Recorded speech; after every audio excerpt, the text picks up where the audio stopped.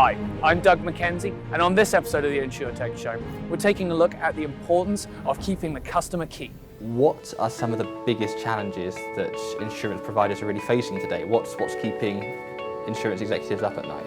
I think that's a good question. It's a challenging time in our industry. I'll start with an economic view and then we'll talk about technology. But I think the increase in interest rates in recent times, what's that going to do for consumer spending? That's a challenging times for us as well. I think the housing market, as the bubble burst, again, what does that mean for consumer spending? Coupled with an increase in interest rates, that's always a concern as well. And then, from a technology angle, probably the key areas that I'm seeing as a cultural shift is around machine learning. We're seeing a lot around Internet of Things and gamification and consumables and wearables. We're seeing a lot around automation and operational efficiency and just a heightened focus, and there's always a focus anyway, but an even more heightened focus on how these technologies can support operational efficiency. And then you get to the customer centricity aspects, and we need to start figuring out and thinking more around how do we get to that seamless interaction and that seamless customer journey end to end. So everything from how we're working on aggregator sites, everything around our pricing and rating models, coupled with how we're dealing with operational servicing requests, claims processes. We're really starting to see a heightened focus on technologies in the market and how they can be exploited and deployed in an organisation like RSA, and many organisations which are institutional in nature that come with a legacised nature to it. How do you work? How do you modernise? And how do you do it at speed?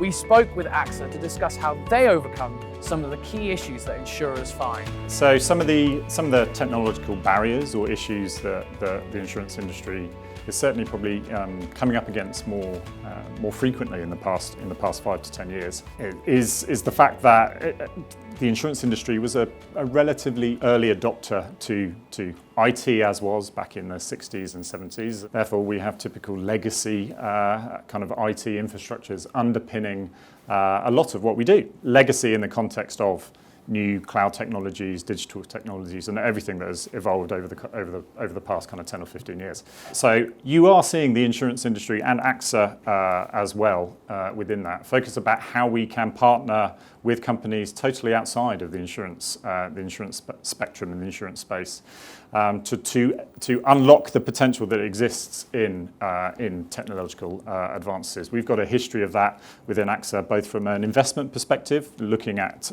new startup or emerging kind of digital companies to invest in them, and how we could then also partner with them to accelerate some of the transformation that we're trying to undertake across all of AXA's companies around the world and here in the UK.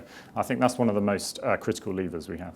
With some of these issues in mind, we wanted to hear how DIG is working to improve how insurers offer their digital services. Take insurers as an example. So we support the insurers on their digital journey, and that means we have 3 product suites, if you will. So one is we have a customer engagement suite, which is very powerful. So it includes a mobile app and a customer portal where you could manage all your insurances. So it's really from quote and buy to claims, renewing a contract or cancelling a contract. It does include a CRM system, allows you really to do push notifications and automate the engagement with a customer. The second is a digital sales and comparison tool set. So really, if you're a bank or if you're an insurer and you want to start selling insurance in a digital way, it's a transactional tool, but also a comparison tool. So for instance, if you're a bank, you want to compare multiple insurance companies, multiple insurance products, that's what we help the banks to do. And the third piece, we have a very powerful API and data platform. And what it does, it sits basically, it's like a middleware layer that sits on top of the legacy system, enables us to connect to all kind of backend systems, which is very powerful, but also using our data pipeline to aggregate all kind of external data, right?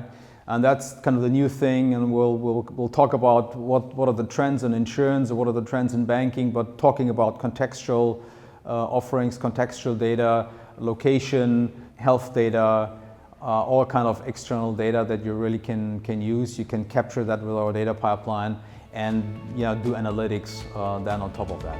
We were interested to hear how the amount of customer data actually impacts the services that DIG can provide the insurers. With the huge amount of data now collected on customers, what does that afford DIG when you go to the insurers? What kind of services can you provide them? So that's, that's kind of the new way of kind of financial services. I mean, everyone is looking at data-driven products, at data-driven platforms. If you think about, we're just at the beginning of the whole data area, right? If you think about 5G will come along, we'll have billions of sensors. Today you only have one kind of smartphone, but in future you will have 10 devices which will be connected from your washing machine through home security, whatever. So the whole financial service industry can make a huge advantage of all of kind of these data points and use that to customize offerings for their customers. We will see more personalized insurance products, which is, you may ask today, why do I need 5 insurance policies, right? Because at the end of the day, it's all about you. It's all about your risk profile, and using the data that is available allows the insurer really to come up with a more personalized offer for you. It seems like there's kind of 2 areas. There's the front side, i.e. things that consumers use. You mentioned Internet of Things. How does that bring into what you're doing from a customer centricity angle, i.e. having more information about your customers? Yeah, that's a good question. So I'll use telematics. So we're one of the premier providers in the UK of a telematics solution, specifically in our UK book. The better you understand your customer's behaviour, the better you can price for the product. And what we're going to see moving forward is a lot more UBI, usage-based insurance. And in order to understand your customer's behaviour, you really need to understand the data, and you really need to utilise IoT and sensory-based technologies that can be plugged into hardware or edge computing or into a systematic device to enable you to understand that behaviour. And we've got the data. Right? We're very fortunate. We've got the data. It's how we exploit it, how we utilise that data to better understand the products which we have, and better exploit those products for the future for our customers. And that then links you back to customer centricity, because that's what our customers want. They want to have products that really work and really behave for them, rather than what we have now, which is the L&P environment, which is a more genericized view of the product. Having heard this, we thought it'd be good to discuss how important speed to market is, as well as the importance of keeping the customer key. Now that's key in my view. If you look at what the challenger banks are doing, right? We see in the UK they're much more advanced than anywhere else. They are really becoming like a product innovation machine. So they're releasing new products every month, right? If you speak to an incumbent today, if you speak to a traditional bank, a traditional insurer, just a good example, yesterday we had a workshop with a bank, and they were saying, we have to get the requirements for a new product in October in order to launch a product in May. Right? That means they have like an 8-month cycle, because IT is just fully booked. They don't have any resources. The whole product development cycle takes so long. But consumers don't want to wait that long, right? And consumers are interested in new offerings. So therefore, speed to market is very crucial. And also, the insurers and banks have been talking about innovation for years, right? But if you look at what actually happened, that's, I would say, it's not yet a lot, right? There are a few guys who are really doing a great job, but you have thousands of insurers around the world. They all have the same issues. They all sit on legacy. They all know they got to do something.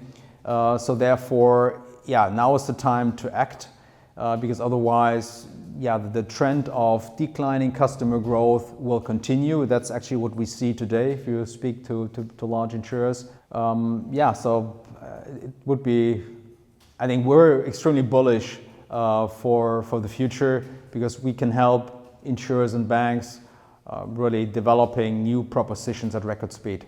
And then obviously the other flip side is, very much on the automation, is the back end, making that whole process a lot more efficient. Insurance is something that has gone from pen and paper to digitized versions of that, and now we're actually seeing some actual digital technologies there. What are you doing very much on the back end side of things? The challenge, I would say, for any organisation is not assuming you know what the answer is straight away. And, you know, RPA, robotics process automation, you know, how you should be automating your back office services and requests, utilisation of you know, artificial intelligence around chatbots and service requests. You can get to that, and I think that's probably the end game, but the starting point is probably understanding your customer journeys, understanding what information that you can standardise, what you can script and what you can automate within your current operational environment.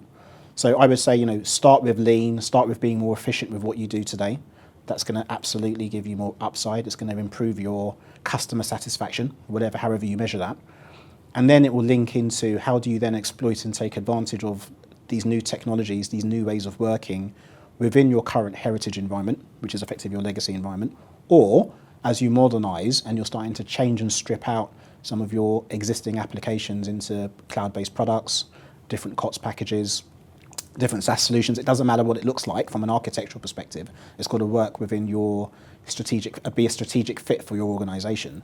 The key there for me is you can then have an API environment which allows you to take advantage of these technologies. But I think, you know, we talk about RPA, we get excited around operational efficiency. We have business leaders that assume we can go to the end game straight away. There's a lot more we can do before we even get to the end game. How does AXA build the right culture of keeping customer key and innovation at the heart of what you do? I think we've learnt a lot along the way of the past 3 to 5 years of working with Insurtechs and startup organisations. We've learned from them that I think a focus on organic, kind of continuous iterative improvement is absolutely essential. And that focus for it to apply at all levels within the organisation can really generate fast momentum and delivery on these things. Obviously, in smaller startup organisations, that's kind of more simple to kind of maintain if there are anywhere between 5 and 50 people. Having that attitude that everybody is kind of focused on the customer and everybody comes in every single day kind of looking to do things better than what they did kind of the day before. It's much easier to do that in that smaller organisation. What we've tried to do is to try and take that ethos and that approach and try and embed it on what is a much larger, more complicated, sometimes kind of cumbersome organisation. So being right from the executive team, being a kind of a figurehead and a sponsor for that type of approach, that type of continuous organic improvement, and therefore creating a culture where everybody across the company feels confident and has the time to be able to suggest even kind of minor improvements to the way they go about things. I think is the approach. By no way is that clearly the only answer. I think that's one thing that we've learned from partnering with the Insurtechs and the digital startup companies by focusing on creating small incremental improvements with the customer in mind every time we do things. We've learned to get better at creating this culture of innovation, which has been great, an added benefit of these partnership arrangements that we've had. Thanks for watching, and I hope to see you on the next Insurtech Show.